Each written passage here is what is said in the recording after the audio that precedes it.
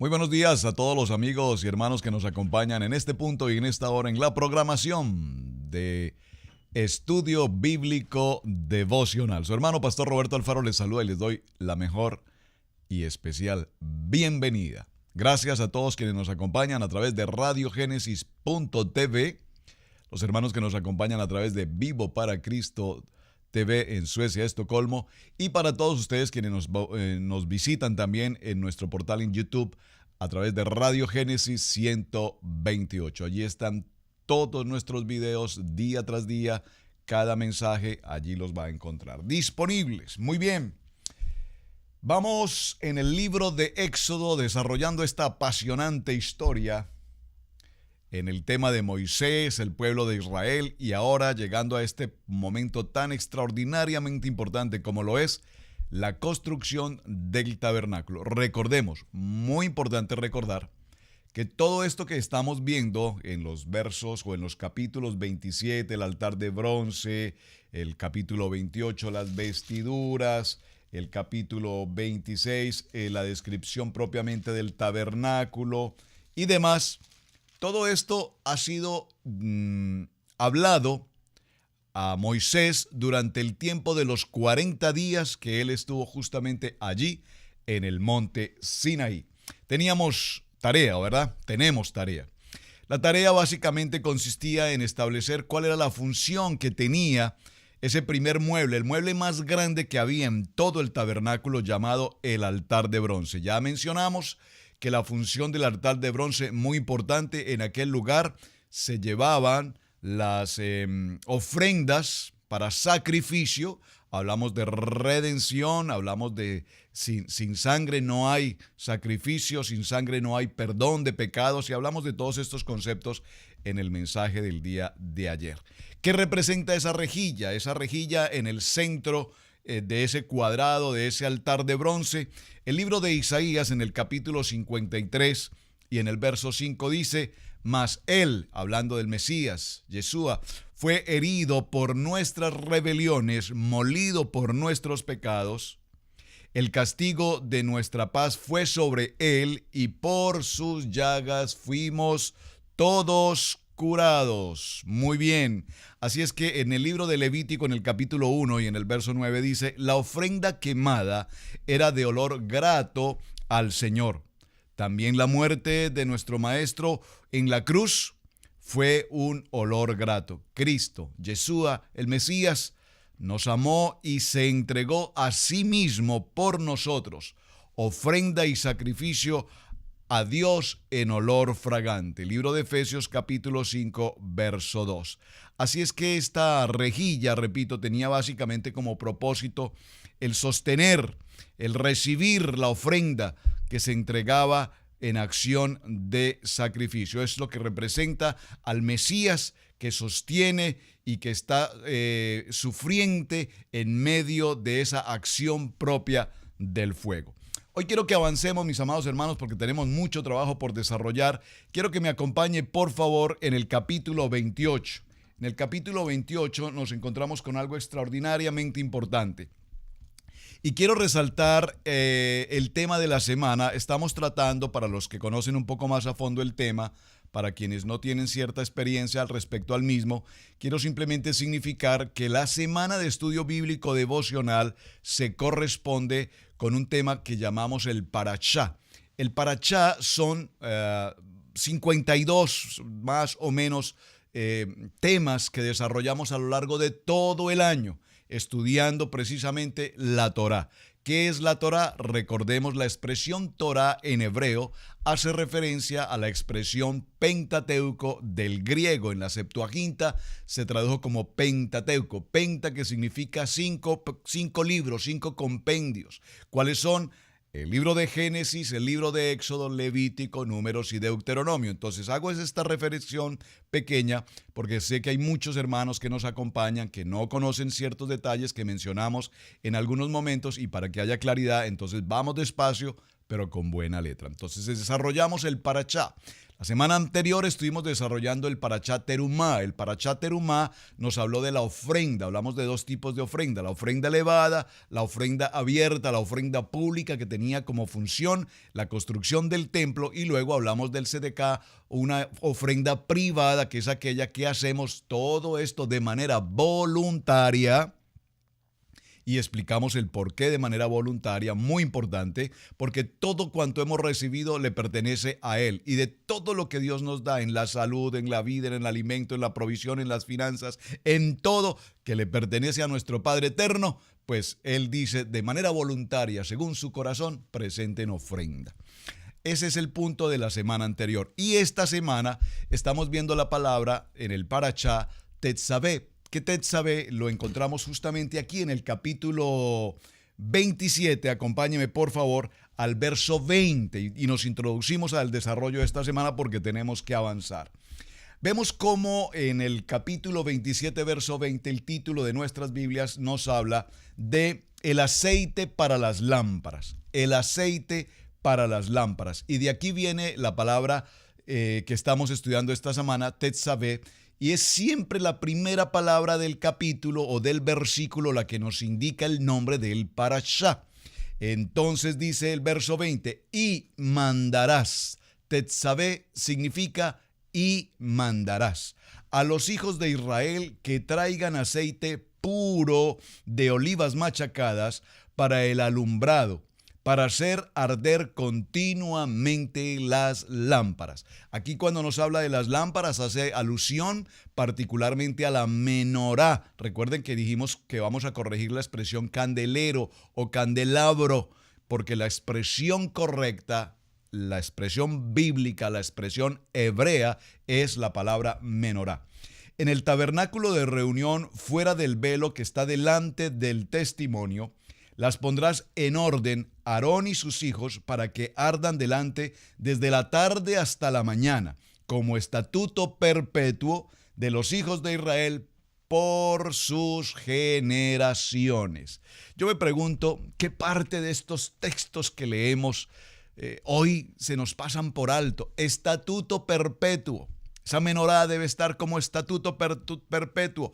Después de las horas de la noche, a la caída del sol, se encienden los 7 brazos de la menorá y deben permanecer con suficiente aceite, aceite de oliva extra virgen, aceite de oliva puro, dice la palabra, de tal manera que permanezca durante toda la noche hasta el día siguiente. Al día siguiente, y es muy interesante porque están las ordenanzas al respecto, al día siguiente todo el utensilio de la menorá, sus 7 brazos, debe ser todos los días adecuadamente limpiado, aseado, completamente listo para el siguiente día, la siguiente tarde, a la siguiente caída del sol, nuevamente el volverle a encender. Por lo tanto, esta es una tarea que se tiene que estar repitiendo constantemente.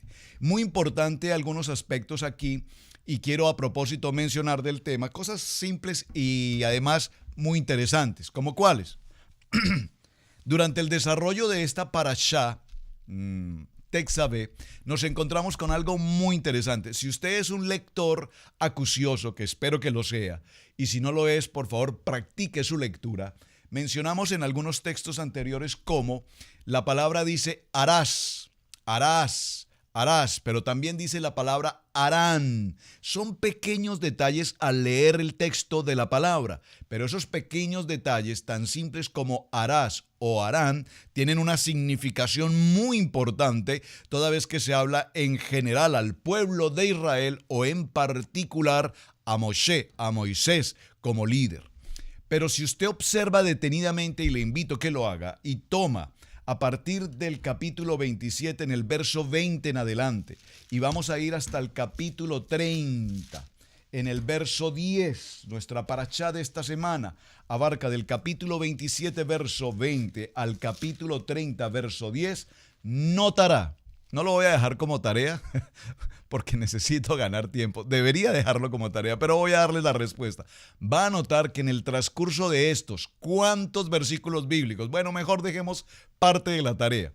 ¿Cuántos versículos bíblicos tenemos desde el capítulo 27, verso 20, hasta el capítulo 30, verso 10?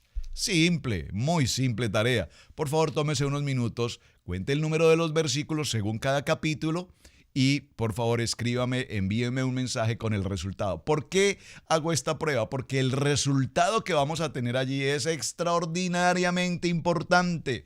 Este número de versículos es fundamental y nos indican algo. Recuerden que toda la palabra, toda la Torá, toda la enseñanza, cada punto, cada coma, cada tilde nos está enseñando algo extraordinariamente importante.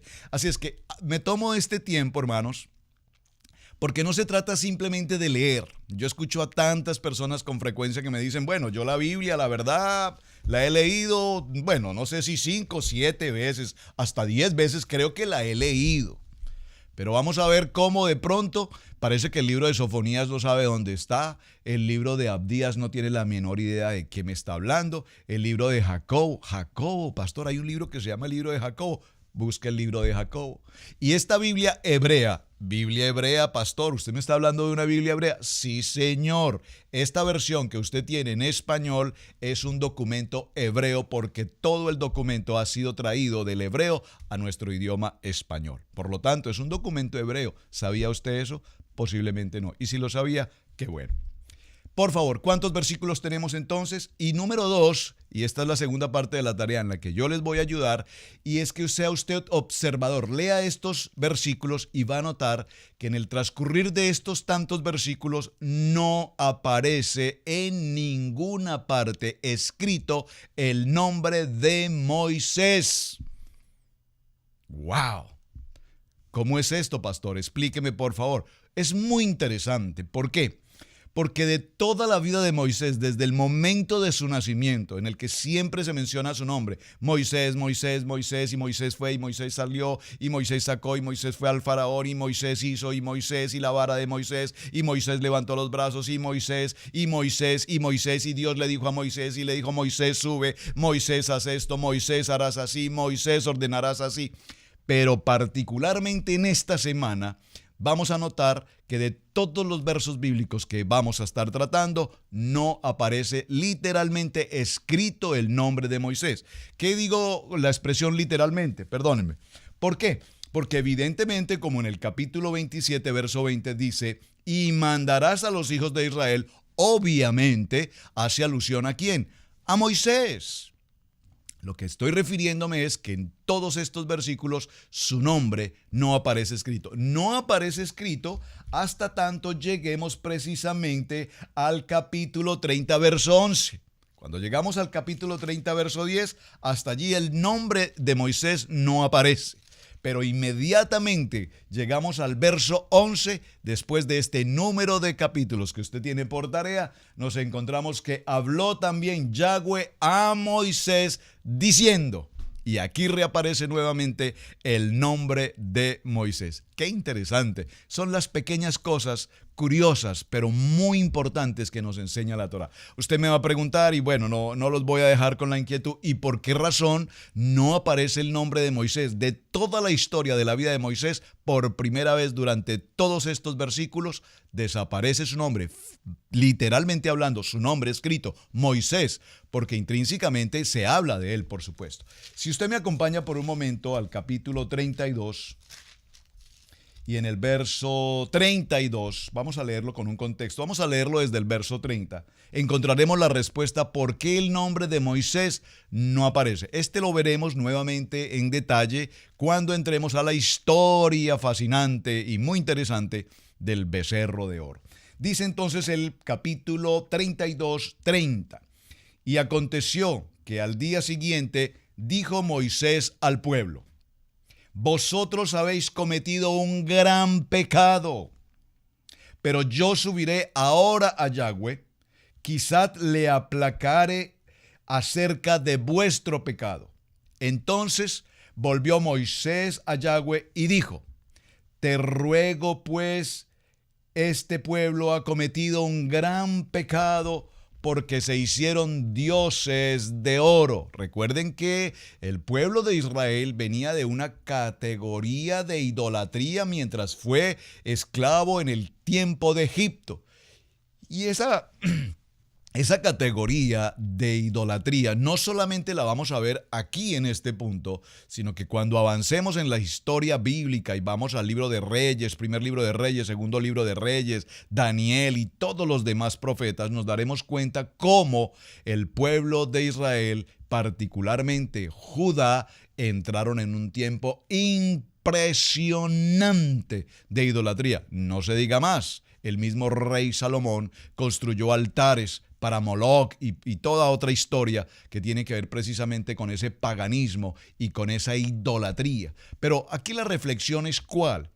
¿Será que acaso nosotros, creyentes, aún todavía hoy, aunque no tengamos ciertas imágenes o ciertas esculturas de metal, de barro, de madera, nosotros, ya la verdad nosotros no somos idolátricos porque hemos logrado superar esa circunstancia de las imágenes, de los santos, de las idolatrías? ¡Qué bueno! Pero ¿será que acaso tenemos otro tipo de idolatrías?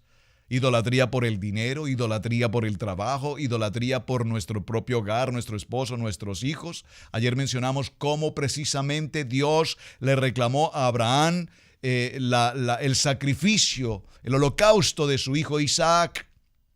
¡Qué tremenda prueba! Entonces, cuando hablamos de idolatría, hay muchas cosas en las cuales pareciera que no somos idólatras, pero tal vez tenemos más idolatría de la que posiblemente pensamos. Recuerden de dónde venimos, de este pueblo de Israel que pasó por estas experiencias de idolatría. Es decir, el tema no es un tema nuevo. Y dice el verso 32, te ruego pues que este pueblo ha cometido un gran pecado porque se hicieron dioses de oro. Y el verso 32 nos da la respuesta y dice, que perdone ahora su pecado, y si no, observen, aquí Moisés está hablando con Yahweh y pone una condición. Dios, perdona ahora el pecado de este pueblo. Este pueblo cometió un grave error, lo reconozco. Han convertido una idolatría, un becerro de oro.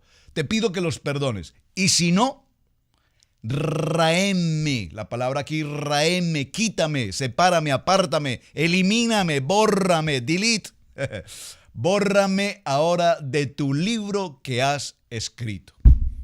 Qué impresionante este texto. Quise tomar este texto y tal vez sea el tema de hoy, así no avancen otras cosas, por una respuesta y por una razón muy sencilla. Mis amados hermanos, el libro de los Hebreos en el capítulo 4, verso 2, es una de mis citas preferidas en mi corazón. Dice, Hebreos capítulo 4, verso 12, tome nota y vaya a ese texto y si puede por favor grábelo en su corazón. Dice que la palabra tiene poder, que la palabra es viva, eficaz, cortante, penetrante, más cortante que toda espada de dos filos, que penetra, que reargulle. La palabra, dígalo conmigo, la palabra es viva, la palabra es eficaz. Y nosotros vemos puntualmente en esta historia de la enseñanza de Tetzabet en este parashá, cómo Moisés expresa una palabra que en la categoría espiritual a la cual ha llegado Moisés, recuerden que lo hemos enseñado en las enseñanzas anteriores, hemos mencionado que Moisés no es simplemente un hombre como tal, es un hombre. A lo que me refiero es que su nivel espiritual, su categoría espiritual, su nivel de comunión, de comunicación, de relación, de interpelación con Dios era directa. Por lo tanto, su nivel era un nivel máximo, ya ni siquiera, repito, un nivel de carácter humano, sino que obviamente estamos hablando de un Moshe con un carácter y con un nivel plenamente espiritual. Absolutamente, de muy alto nivel.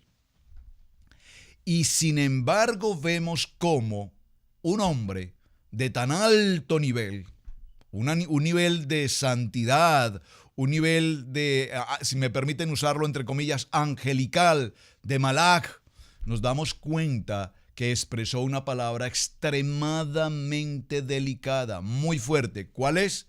Raedme ahora de tu libro que has escrito. ¿Y por qué me tomo este tiempo, mis amados hermanos? Porque muchos de nosotros hemos cometido y seguimos cometiendo el mismo error con tanta frecuencia. ¿Cuántas veces tú has dicho, perdón la expresión que voy a usar, espero no suene mal en algunos otros países, espero que dentro del idioma castellano sea muy clara, pero personas que dicen, maldito el día que nací? Lo dijeron algunos hombres en la Biblia también. Maldita la hora en que nací, maldito el día que nací, maldito el día que tuve a este hijo, maldito el día que contraje matrimonio y cosas por el estilo. Por favor, cada vez que nuestros labios se hablen para expresar palabras de maldecir, decir mal, son palabras que tienen poder, y cada vez que tú te expresas de alguien, hablando mal de alguien, shonjara, calumniando, criticando, murmurando, acusando, señalando, juzgando, estamos hablando mal, es decir, maldecir, esas palabras tienen tal profundidad que, por supuesto, todo lo que brota de nuestros labios, según Hebreos 4:12, que tiene poder para destruir o tiene poder para bendecir. ¿Qué día tan horrible tenemos hoy? ¿Qué manera de llover tan horrorosa? Y cosas por el estilo a diario las estamos mencionando. Cosas como es que hay gentes en la congregación que no soporto. Es que no soporto al pastor, no soporto a la esposa del pastor, no soporto a los hijos del pastor. Ojalá y les pasara. Por favor. Número 1. Número 2. Y no es mi tema, fíjense, no es el tema que tengo preparado, pero siento en mi corazón que debo expresarles esto, hermanos, porque necesitamos ser muy prudentes al hablar, decir bien, hablar bien, expresarnos bien. Y cuando nosotros hablamos bien, lo que estamos haciendo es bendecir. Decir bien. Cuando nosotros hablamos bien de las personas, puede ser que la persona no te simpatice, no te agrade, puede ser que no sea tu afecto, pero nunca te expreses mal de otra persona. Exprésate con palabras, si no ofensivas, por lo menos con palabras no pillonerantes o palabras lastimosas, sino palabras por lo menos de respeto. La verdad, esa persona no la identifico, no comparto con ella, no estoy muy de acuerdo en su manera de pensar, pero que Dios le bendiga. Sea muy prudente cuando hable de alguien o particularmente de algo. Entonces, ¿qué nos dice el Señor?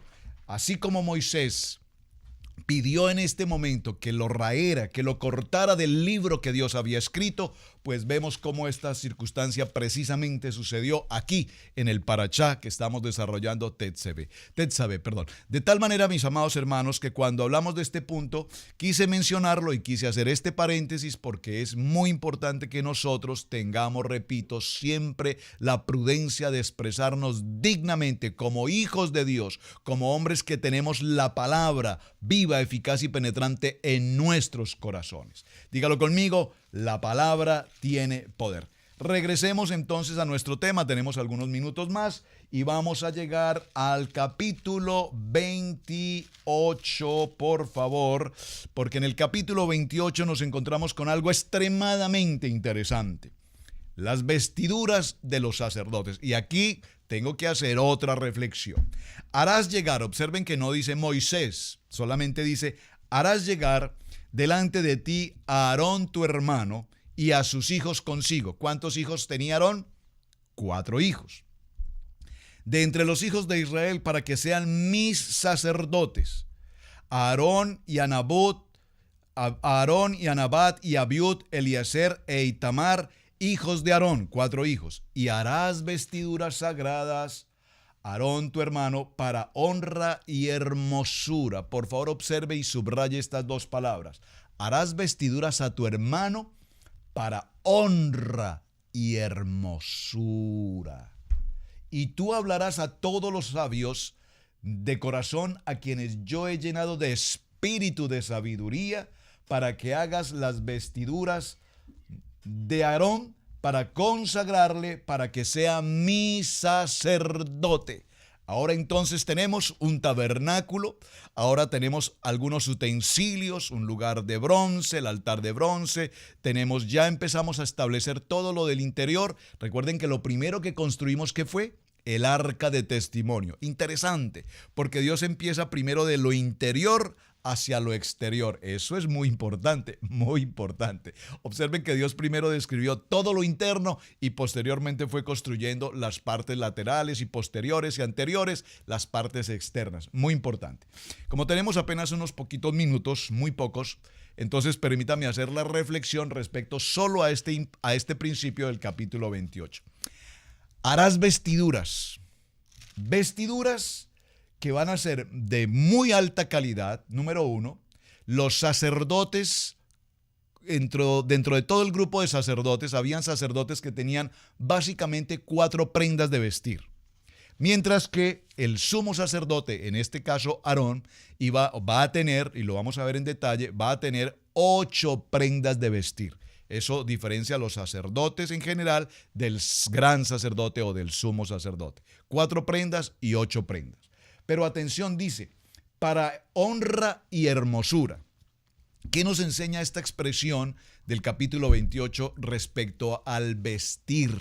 Mis amados hermanos, que hoy en el siglo XXI, en la era moderna, gente de mente abierta, gente de posibilidades, gente del siglo XXI, lastimosamente para muchos, y lo digo para muchos, no para todos, pero para muchos, llegar a nuestro tabernáculo, a nuestro santuario, al templo, a lo que llamamos la casa de Dios, la casa de oración, se ha convertido como en el hecho de ir al parque de diversiones. Entonces, ya hoy los pastores les incomoda utilizar un traje, les incomoda utilizar una corbata, les incomoda presentarse honrosamente a un púlpito porque la moda es así. Hoy los pastores se presentan en jean, en tenis, en chores, en chanclas, a un púlpito. Y parece ser que se nos olvida la honra y el respeto que un púlpito y un altar demanda. Lo siento, pastor, si usted me está escuchando y es parte de esa moda del siglo XXI, yo le invito a que reconsidere su presentación personal justo en el altar, en el lugar santísimo a donde usted se está presentando. Pero no solamente para los pastores. Yo tuve la experiencia de estar invitado a predicar en una congregación. Y tanto algunos hermanos, asistentes del pastor, como el pastor, cuando me vieron vestido de traje y corbata, me dijeron, no, pastor, lo siento. Nuestro pastor no permite que nadie predique con corbata en este púlpito. Yo le pido por favor que se cambie, quítese su corbata, porque mi pastor no usa corbata, él le incomoda la corbata y no le gustan los trajes. Por favor, que nos enseña la palabra, el sumo sacerdote tendrá un vestido de honra y de hermosura. Esto va para los sacerdotes y para el sumo sacerdote, pero esto también va para el pueblo de Israel. Porque hoy vemos que en las congregaciones, la mayoría de las ovejitas en las congregaciones, repito, se visten como si fueran a un campo de fútbol, como si fueran al campo de béisbol, como si fueran a la playa, como si fueran a caminar, a acampar o a hacer cualquier tipo de circunstancia muy distinta a ir a la casa de oración, a la casa del Señor, a honrar, a adorar y agradecer a nuestro Padre Eterno. Por lo tanto, el tema de los vestidos que vemos en el capítulo 28 no son solamente que mencionemos los vestidos de un sacerdote, muy importante, y qué significa el pectoral y qué significan todas aquellas piedras preciosas y todos los materiales que el sacerdote debería utilizar. Pero el mensaje intrínseco que tenemos allí, lo repito, y los quiero exhortar a mis amados hermanos, papá, mamá, hijos, por favor, la asistencia a la congregación. Hablo de nuestra congregación de casa, como hablo a todos ustedes, hermanos, que nos escuchan en diferentes naciones del mundo, que se congregan en tantos lugares, que su presentación para ir a la casa del Señor sea una presentación digna y sea una presentación honrosa. Yo recuerdo una experiencia, y cierro aquí en este punto, hace algunos años que tuve la oportunidad de estar visitando la Casa Blanca. Nos dieron una hora determinada para entrar. Debíamos estar a partir de las 6 de la mañana en una línea de personas, un grupo de pastores, justo en la puerta principal para entrar a la visita de la casa del presidente aquí en los Estados Unidos de América. Yo recuerdo que las personas, la gran mayoría, salieron desde el día anterior a los salones de belleza, a hacerse todo tipo de trabajo, de cabello, de uñas, pedicure, manicure, a comprar el traje, a arreglarse su cabello y bueno, todo lo demás, porque había una cita en la Casa Blanca con el presidente. Y las personas empezaron a llegar, me dijeron algunos, desde las 3:30 de la mañana, habían ya personas haciendo fila porque querían ser los primeros en llegar. Y cuando viví esa experiencia, yo recuerdo y me pregunté en mi corazón, ¿qué pasará, mis amados hermanos, cuando tengamos esta cita cada día en nuestro Shabbat con nuestro Padre Eterno? ¿Cómo es que cuando tenemos cada día, cada semana, esta cita con nuestro Padre Eterno, vamos sin ni siquiera bañarnos, sin ni siquiera cepillarnos? Parece que nos acabamos de levantar, muchos hasta en pijama. Por favor, las vestiduras sacerdotales que estamos viendo para el tabernáculo nos están llamando la atención a presentarnos limpios, no solamente exteriormente, limpios en nuestro corazón y presentados dignamente para honrar a nuestro Rey de Reyes y Señor de Señores. Pastor, está como muy fuerte hoy. Es lo que la palabra nos enseña. Y es importante que lo tengamos presente, no lo tome tan a la ligera porque estamos hablando del poder de la palabra, Hebreos capítulo 4, verso 12. Mis amados hermanos, este ha sido el tiempo de estudio bíblico devocional. Recuerden la tarea, cuente los versículos bíblicos, escríbame el número de versos bíblicos porque hay allí también algo muy importante que debemos conocer, el por qué no aparece el nombre de Moisés durante estos capítulos, ya lo expliqué el por qué. Y mañana continuaremos hablando de la importancia de las vestiduras sacerdotales. Su hermano Pastor Roberto Alfaro les saluda. Muchísimas gracias por acompañarnos. Gracias por compartir el mensaje. Gracias por sus testimonios, por sus oraciones. Shabbat Shalom. Bueno, Shalom todavía no es Shabbat. Aún no llegamos a Shabbat. Saludos para todos ustedes. Bendiciones. Muy buen día.